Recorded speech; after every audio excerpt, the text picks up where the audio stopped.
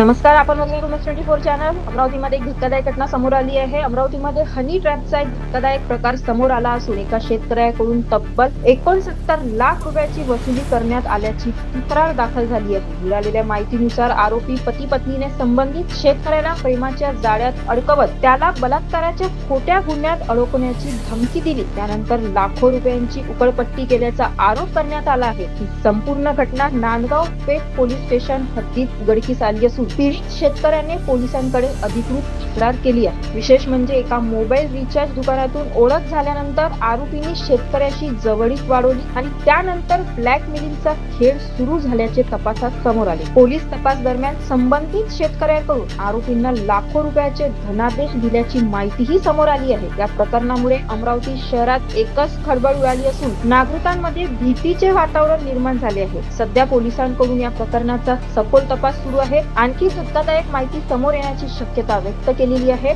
या प्रकरणी जे फिर्यादी आहे धर्माळे त्यांनी त्यांची 2020 मध्ये एका महिलेशी ओळख झाली. ओळखीतून त्यांचे प्रेमसंबंध आणि शरीरसंबंध प्रस्थापित झाले. नंतरच्या काळात त्या महिलेनी हे संबंध माझ्या घरी कळले तर आपल्याला अडचणीचे होईल असे सांगून आणि तिच्या नवऱ्याने सुद्धा याबाबत त्याला धमकावून त्यांच्याकडून वेळोवेळी असे रोख कॅश किंवा चेकद्वारे आणि बँकेत भरण्याद्वारे असे जवळजवळ 69 लाख रुपये त्यांच्याकडून घेतलेले आहेत.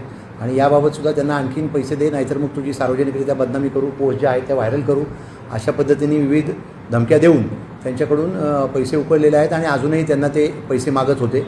अन्यथा तुझ्यावर बदनामी करू, केस दाखल करू अशी धमकी दिल्याने सदरचे जे व्यक्ती आहेत त्यांनी नांदगाव पेठ पोलीस ठाण्याला तक्रार दिलेली आहे. या प्रकरणी संबंधित पती पत्नीवर गुन्हा दाखल करण्यात आलेला असून पुढील तपास नांदगाव पेठ पोलीस ठाण्याचे अधिकारी करत आहेत. अशाच नवनवीन घडामोडीसाठी बघत राहा उमेश 24.